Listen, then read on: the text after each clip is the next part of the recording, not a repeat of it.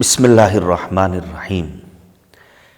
کتاب ایک فرد ایک ادارہ، سامان حیات علامہ ڈاکٹر سید مجتبیٰ حسن کامون پوری اعلی اللہ مقامہ، مصنفہ عندلیب زہرا کاظمی، جسے آپ سن رہے ہیں سید حیدر عباس رضوی کی زبانی۔ بنام خادم حسین اور عندلیب زہرا، کلکتہ۔ پیارے بیٹے و پیاری بیٹی، خدا تم دونوں کو خوشی سے مالا مال کرے۔ بمبئی کا سفر بہت دلچسپ تھا۔ انجینئرنگ کانفرنس بمبئی کب ہو رہی ہے؟ کتنے دن ہوگی؟ میرے عزیز اور دوست بمبئی میں کافی ہیں اور ان کے ہاں قیام ہو سکتا ہے، لیکن میں نے دیکھا ہے کہ بمبئی میں اتنے چھوٹے چھوٹے مکانات ہیں کہ مہمان اور میزبان دونوں پریشان ہو جاتے ہیں۔ تمہاری منجلی پھوپھی زاہدہ بی بی، ہماری چھوٹی خالہ مرحومہ کی منجلی لڑکی کا مکان اتنا چھوٹا ہے کہ اس میں صرف تمہارے پھوپھا اور پھوپھی کے سوا کسی کی گنجائش نہیں ہے۔ گیسٹ ہاؤس کے کرائے بہت زیادہ ہیں۔ سیکریٹری مسافر خانہ حاجی دیوجی جمال کو لکھا جائے کہ ایک کمرہ 2 آدمیوں کے لیے 15 دن کے لیے کرائے پر دے دیا جائے، 10-15 روپیے میں غالباً مل جائے۔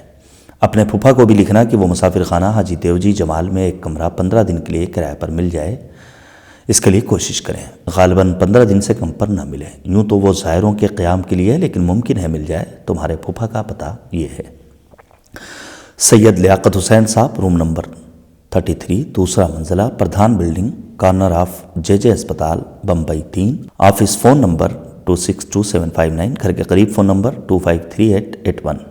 ہمارے دوست سیٹھ موسیٰ بھائی لکڑا والا، سرفروز شاہ، مہتا روڈ، بمبئی 1، فون 253881۔ یہ بہت دلچسپ اور ہمارے مخلص ہیں، ان سے اپنا تعارف کرانا، ان سے مل کر خوشی ہوگی۔ ڈاکٹر ذاکر حسین فاروقی، مرزا علی اسٹریٹ، بمبئی 9 سے بھی مل سکتے ہو۔ یہ ہمارے لکھنؤ کے مخلص ہیں اور بمبئی میں کافی معروف و مشہور ہیں اور قومیات میں پیش ہیں۔ حاجی ابو محمد صاحب جے پی بھی ہمارے مخلص ہیں، ان سے بھی موقع ملے تو ملاقات کر سکتے ہو۔ ڈاکٹر نذیر صاحب سے کل راستے میں ملاقات ہوئی تھی، انہوں نے مجھ سے کہا کہ عندلیب کو مبارکباد بھیج دیجئے کہ جنوری 1967 سے پی ایچ ڈی کے لیے UGC نے 250 روپیہ ماہانہ کا وظیفہ منظور کیا ہے، لیکن شرط یہ ہے کہ علی گڑھ میں قیام رہے۔ اپنے اوقات کو منضبط اور کافی تنظیم سے زندگی کو بارآور اور مفید بنایا جا سکتا ہے۔ صفوی دور سے متعلق عام معلومات انگریزی کتابوں سے اور فارسی کی جو کتابیں مہیا ہو جائیں نوٹ کر لی جائیں تاکہ ان کو جگہ جگہ پر تقسیم کیا جائے۔ اصل عبارت مصنف کا نام صفا پریس سالتا۔ میناز تمہیں یاد کرتی ہے، کچھ بیمار ہو گئی ہے، لیکن جب پوچھا جاتا ہے تو کہتی ہے میں نہیں یاد کرتی، آنکھیں ٹپٹپا جاتی ہیں۔ مجھے بھی کبھی کبھی ہوک اٹھتی ہے۔ بڑے ماموں صاحب کا خط آیا ہے، نانی صاحبہ اور دوسرے سب لوگ اچھے ہیں۔ تم دونوں کی خوشی اور ترقی کے لیے اللہ سے دعا گو۔ مجتبیٰ حسن کامون پوری، 7 فروری 1967 ء۔ پیارے بیٹے خادم سلم ہوں، دعائیں۔ پاکستان سے بابا جان صاحب دامت اللہ نے تم کو محبوب عالم کا خطاب بھیجا ہے، مبارک ہو۔ تم لوگوں نے اپنی نئی زندگی کا استقبال مسرت و خوشی سے کیا ہے۔ خداوند کریم اس خوشی کو دائمی اور ظاہری و معنوی خوشی قرار دے۔ شادی کے بعد لوگ یا تو غیر معمولی ترقی کی چوٹی پر پہنچ جاتے ہیں یا جو کچھ حاصل تھا اسے بھی کھو دیتے ہیں۔ شادی کے پہلے تمہاری 2 کتابیں انجینئرنگ پر چھپ چکی ہیں اور آرٹیکل بھی نکلے ہیں۔ عندلیب کی بھی کئی کتابیں چھپی ہیں اور بے شمار مضامین نکلے ہیں۔ شادی سے زندگی کا نیا دور شروع ہوا ہے، دیکھنا ہے کہ دونوں مزید ترقیاں کیا کرتے ہیں۔ بمبئی میں کانفرنس کے سلسلے میں جانے کا ارادہ ہو تو بھیجے ہوئے پتے پر اپنے پھوپھا لیاقت حسین صاحب کو اطلاع دینا۔ اپنا ٹیلی فون نمبر بھی ان کو لکھ دو، وہ ٹیلی فون کے محکمے میں ہیں، وہ قیام کا انتظام کر دیں گے۔ وہ انتہائی اصرار کریں گے، لیکن کھانے پینے وغیرہ کے مصارف کے بارے میں معذرت کر لینا۔ 14 فروری 1967 ء۔ پیارے بیٹے پیاری بیٹی، دعائیں۔ تحقیق کیسے کی ہے؟ اس پر تم نے جو 2 کتابیں پڑھی تھیں اس کی مدد سے ایک مضمون اس موضوع پر تیار کر لینا۔ زندگی کو جاوداں، روشن اور قابل فخر بنانے میں پورے حوصلے و ہمت سے کام لینا۔ برادر محترم مولانا ابوالقاسم صاحب کا خط آیا تھا، بجنور میں سب خیریت ہے، 11 مارچ 1967 ء۔ پیارے بیٹے بیٹی، دعائیں تم دونوں اور تمہارے پورے خاندان کی صحت و سلامتی اور ترقی کے لیے تمام مقامات مقدسہ میں دعا کی۔ تمہارے تھیسس کے لیے بڑا قابل قدر ذخیرہ آ گیا ہے۔ کتاب کے حاصل کرنے میں سخت تکلیفیں اٹھائی ہیں۔ اگر اللہ نے مدد کی اور تمہاری کتاب مکمل ہو گئی تو اس کے مقابلے میں یہ تکلیف کچھ بھی نہیں ہے، اور تم کو علمی دنیا میں مخصوص عزت حاصل ہوگی۔ میں آج 26 جون کو بمبئی پہنچ گیا، تمہاری پھوپھی کے گھر سے خط لکھ رہا ہوں، 2-1 روز میں علی گڑھ جا رہا ہوں، تمہاری گھڑی آ گئی ہے۔ علی گڑھ پہنچ کر تم لوگوں کو پھر تفصیل سے خط لکھا جائے گا۔ خادم سلم ہوں، اگر ایران یا عرب یا کویت و بحرین وغیرہ میں سروس کرنا چاہیں تو لوگوں سے کہا جا سکتا ہے۔ دعا گو مجتبیٰ حسن، 26 جون سن 1967 عیسوی، مسافر خانہ حاجی دیوجی جمال، بمبئی۔ پیاری بیٹی دعائیں۔ دولہا میاں اور ہمارے محبوب خاص علی میاں کو دعائیں۔ تمہارے خط کو پڑھ کر خوشی ہوئی کہ تم نے ملازمت کا ارادہ کر لیا ہے۔ علم کو جگانے اور ذہن کو کام میں لانے کے لیے یہ سلسلہ بہت مفید ہوگا۔ تمہارا مطبوعہ مضمون بھی پڑھا، خوشی ہوئی۔ تمہارے جتنے مطبوعہ و غیر مطبوعہ مضامین ہیں ان کو دوبارہ نظر ثانی کے بعد اخبار و رسائل میں شائع کر کے مطبوعہ فائل بنا لو۔ مضامین میں ترتیب ہو تو وہ سب کتابی شکل میں چھپ سکتے ہیں۔ مومنات بھی مضامین کی اشاعت کے لیے اچھا موقع فراہم کرتا ہے۔ فرینچ کے تلفظ پر اور مدد کے لیے کتابیں چھپی ہیں، ان کو تھوڑا تھوڑا زیر نظر رکھو تاکہ اگر توفیق الہی شامل ہو اور تھیسس تیار ہو جائے تو صرف فرینچ کا سرٹیفکیٹ نہ ہونے کی وجہ سے کام میں رکاوٹ پیدا نہ ہو۔ زندگی بہت قیمتی ہے، خدا کا شکر ہے کہ اس نے تمہیں سب کچھ دیا ہے، اس کی فیاضی تم پر بہت رہی ہے۔ ذہن تمہارا صاف رسا ہے، حافظہ اچھا ہے، اظہار کی تقریری و تحریری صلاحیت ہے، معاملہ فہمی کی تم میں اچھی استعداد ہے۔ اب یہ دیکھنا ہے کہ تم نے اپنی شخصیت کی تعمیر میں کیا کام انجام دیا اور اپنے شریک زندگی کی ترقی میں کہاں تک معاون ہوتی ہو۔ شادی کے پہلے ان کے مذہبیات پر کبھی کبھی مضامین نکلتے تھے، اب ان میں اضافہ ہوگا تو تمہارے تعاون کا اثر سمجھا جائے گا، اور اگر کمی ہوگی تو یہ سمجھا جائے گا کہ تم نے ان کے ذہنی بوجھ کو ہلکا نہیں کیا۔ انیس پر تم نے ایک رسالہ ترتیب دینا شروع کیا تھا، اس پر نظر ثانی ہو جائے تو اسے رسائل میں یا مستقل کتابی صورت میں شائع کیا جا سکتا ہے۔ مجلس خوانی میں تمہاری مدد کروں گا، خداوند کریم توفیق و لطف شامل حال کرے۔ دعا گو مجتبیٰ حسن کامون پوری، 13 دسمبر سن 1968 عیسوی۔ پیارے بیٹے دعائیں۔ خط ملا، سب ماشاءاللہ اچھے ہیں۔ تمہارے بھائی بہن خدا کے توسل اور امتحانات کے لیے محنت میں کافی مشغول ہیں۔ تمہاری امی ماشاءاللہ خدا کے فضل سے کافی تندرست ہیں، اگرچہ ان سے گھر کا کاروبار بالکل الگ کر لیا گیا ہے، پھر بھی نگرانی رکھتی ہیں۔ شب و روز کا بڑا حصہ قرآن و دعا خوانی میں صرف ہو رہا ہے۔ ہمارے سبط اکبر پڑھنے میں خوب دل لگا رہے ہوں گے۔ جسٹس کرامت حسین یا کم از کم مولوی کلب عباس کی طرح قومیت، دین اور علم سے مرکب شخصیت کی تعمیر کے لیے ان کو ابھی سے تیار کرنا چاہیے۔ علم اور سائنس وغیرہ کی بڑی اور آخری ڈگری کے ساتھ ساتھ خدا پرستی، انسان دوستی اور تواضع سے اپنے ہم عصروں میں ممتاز رہیں۔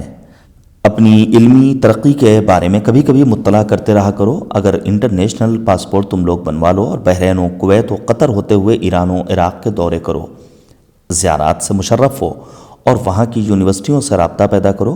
اگر ایران میں سروس مل جائے تو خوشحالی اور دینی اور ذہنی ترقی کے بڑے مواقع مل جائیں۔ اندلیب سلامہ نے ابتدا میں اتنا کام کیا تھا کہ پاکستان و ہندوستان اور عراق و ایران سے خطوط میں ان کا ذکر آتا رہتا ہے، اور لوگوں کو تعجب ہوتا ہے کہ ایسی اچھی صلاحیت سے کام کیوں نہیں لیا جاتا۔ امام عصر پر بڑی اچھی کتاب فارسی میں ایران سے لایا تھا، اگر 10-12 سطروں کا ترجمہ روز کر لیتی تو 5-6 مہینے میں ایک اچھی کتاب اردو میں پریس کو مل جاتی۔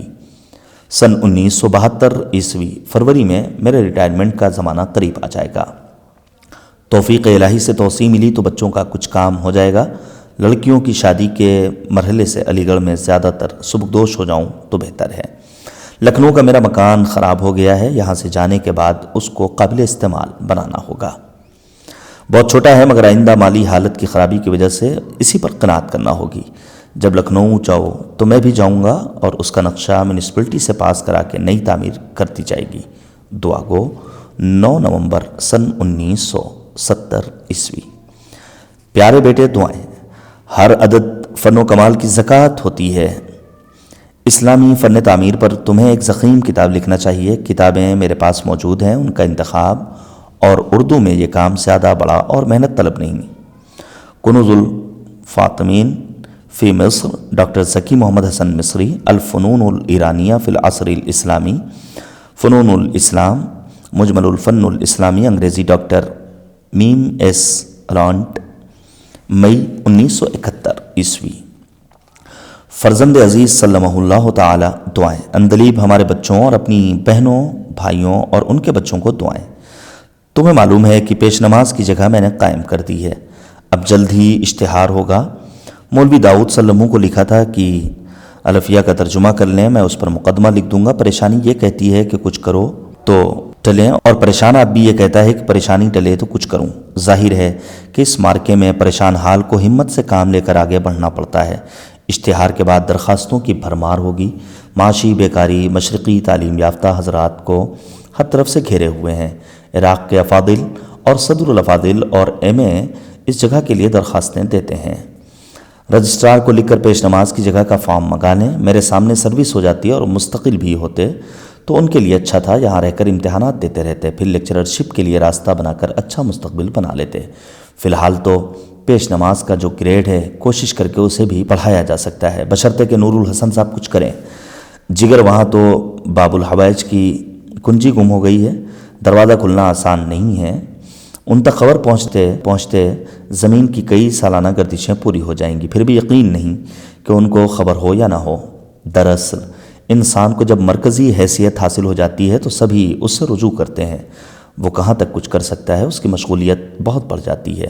اللہ کا دروازہ ہر وقت کھلا رہتا ہے اور اسی وقت اس تک بات پہنچ جاتی ہے۔ بہرحال دنیاوی کوشش کا خدا نے حکم دیا ہے، اس لیے انسان کو خدا پر اعتماد کرتے ہوئے دنیاوی وسائل سے بھی کام لینا چاہیے۔ داؤد میاں سے کہنا کہ فیض آباد میں شیعوں کی تاریخ پر مضامین کا سلسلہ شروع کریں، ہدایہ کا ترجمہ کر ڈالیں، الفیہ کا ترجمہ کر دیں تاکہ لوگ ان سے واقف ہوں۔ جمعہ و جماعت کے اجازے حاصل کر لیں، اپنے مسودات مجلس کی جلد بندھوا لیں، یہ خطابت کا ثبوت ہوں گے۔ دعا گو مجتبیٰ حسن کامنپوری۔ فرزند عزیز صلمہ اللہ تعالی ہزاروں دعائیں۔ آج بجٹ میٹنگ تھی، خدا کا شکر ہے کہ اس سال کے لیے نئے پیش نماز کی جگہ بجٹ میں منظور ہوگی۔ گریڈ تو میں نہیں بدلوا سکتا تھا، بہرحال جگہ منظور ہوگی۔ اب مولوی داؤد کے فیصلے پر منحصر ہے کہ جو تنخواہ ان کو وہاں مل رہی ہے وہ ان کے لیے زیادہ سود مند ہے یا پیش نماز کی۔ بعد میں کوشش کر کے گریڈ بھی پڑھ سکتا ہے۔ جب اس جگہ کا اشتہار ہوگا تو صدر الافاضل و ممتاز الافاضل اور نجف و قم کے پہلوان دوڑیں گے۔ اگر الفیہ اور بدایہ پر کام کر لیا تو یہ کام دوسروں کی ڈگریوں کے مقابل میں اپنا وزن دکھائے گا۔ میں نے ایک لیکچرر کی جگہ بھی رکھی تھی، وہ بھی منظور نہیں ہوئی۔ بعض research scholars pro vice chancellor کے پاس گئے تھے جو اب ڈین فیکلٹی آف تھیولوجی بھی ہیں، اور کہا کہ ملک میں ایسے محققین کا قحط ہے جو تحقیقی کام کرا سکیں۔ پرو وائس چانسلر صاحب میرے پاس آئے تھے اور کہنے لگے کہ آپ کا مقام علمی اس سے کہیں اونچا ہے کہ توسیع میں کوئی تردد ہو۔ آج ہی مولوی داؤد کا خط آیا تھا، میں نے فوراً جواب دے دیا ہے۔ دعا کو مجتبیٰ حسن کامنپوری۔ پیارے بیٹے بیٹی، ہمارے نواسے نواسی کو دعائیں۔ 19 کو انٹرویو ہے، خدا سے دعا کرنا۔ ہمارا سارا سرمایہ خدا سے، امید ہے دنیاوی ذرائع کے لیے میں نے ادنا درجے کی کوشش بھی نہیں کی۔ اب کوالیفیکیشن وغیرہ کی قیمت نہیں رہی، نہ محنت کی، بلکہ دوڑ دھوپ اور تدابیر کی۔ لیکن اس سے ذرا بھی مایوس نہیں ہونا چاہیے۔ خدمات اور علمی مقام عہدوں سے نہیں ناپا جاتا۔ تھوڑا سا وقت اور ہے، اسی طرح گزر جائے گا۔ اب میرا طرز فکر بالکل خشک اور فلسفیانہ ہوتا جا رہا ہے۔ سود و زیان کا زیادہ بوجھ دماغ پر نہیں ڈالتا۔ کریموں کارساز کی مصلحت ہوگی تو خود بخود کام ہو جائے گا۔ یوں تو میں نے شخصیت سازی اور خدمات میں لگاتار وقت لگایا اور ضروری استراحت کو بھی مطالعہ و فکر اور تصنیف و تالیف اور درس و تدریس و خدمت قوم میں صرف کر دیا۔ ان اللہ لا یضیع اجر المحسنین۔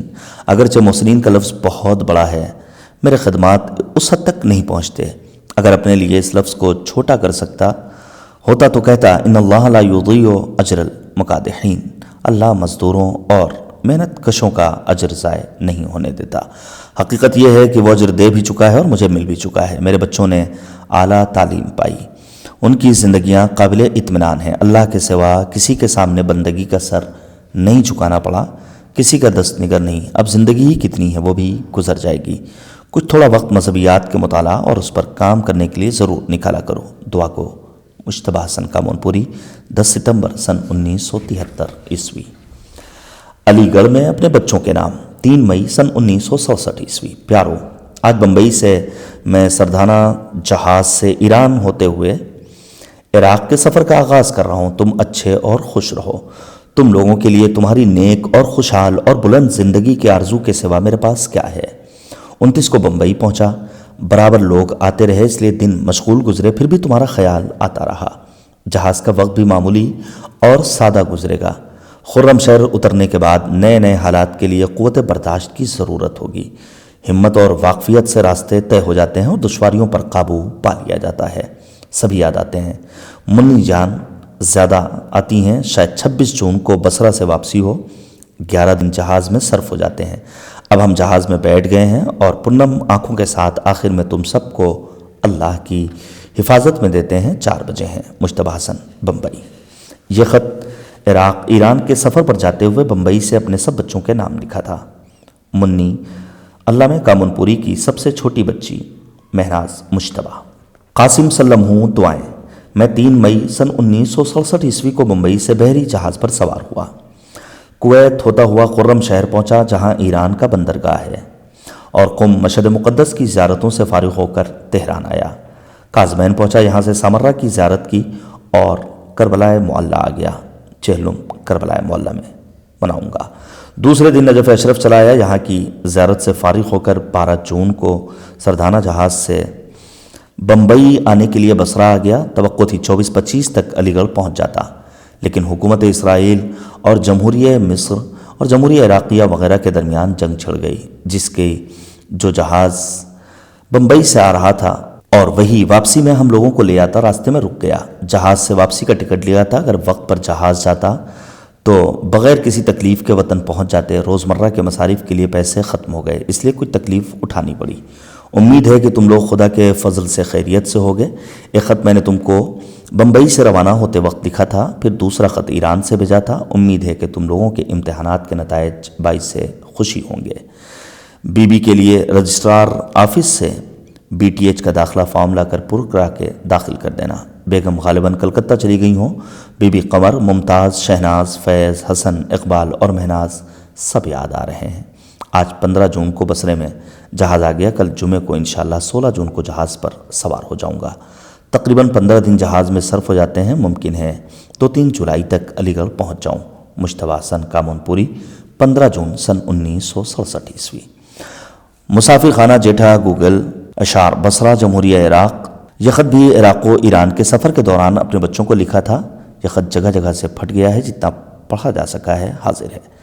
پیارے بیٹوں بیٹیوں دعائیں۔ میں آج 26 جون کو بمبئی پہنچ گیا۔ تم لوگوں نے اپنی پھوپھی کو جو خط لکھا تھا وہ میں نے پڑھا۔ تمہارا کوئی خط مجھے نہیں ملا تھا۔ اس کی وجہ یہ ہو سکتی ہے کہ میرا زیادہ دن ایک جگہ قیام نہیں رہا، برابر سفر میں رہا۔ میں انشاءاللہ 2-1 روز میں علی گڑھ آ رہا ہوں۔ دعا گو مجتبیٰ حسن کامن پوری، بمبئی۔ تمہاری پھوپھی اور پھوپھا صاحب تم لوگوں کو دعا اور تمہاری امی کو تسلیم کہتے ہیں۔ 26 جون سن 1967 عیسوی، ممبئی۔ اپنی بیٹی قمر زہرا کے نام۔ جانے پدر ہزاروں دعائیں۔ تم جانتی ہو کہ میں لڑکیوں میں تمہیں کس قدر چاہتا ہوں۔ کثرت مشاغل اور غیر معمولی مصروفیتوں کے سبب بہت سی باتیں بھول جاتا ہوں، لیکن تمہارا اور گھر والوں کا حافظہ تازہ ہے۔ سب باتیں ابتدا سے تمہیں یاد ہیں۔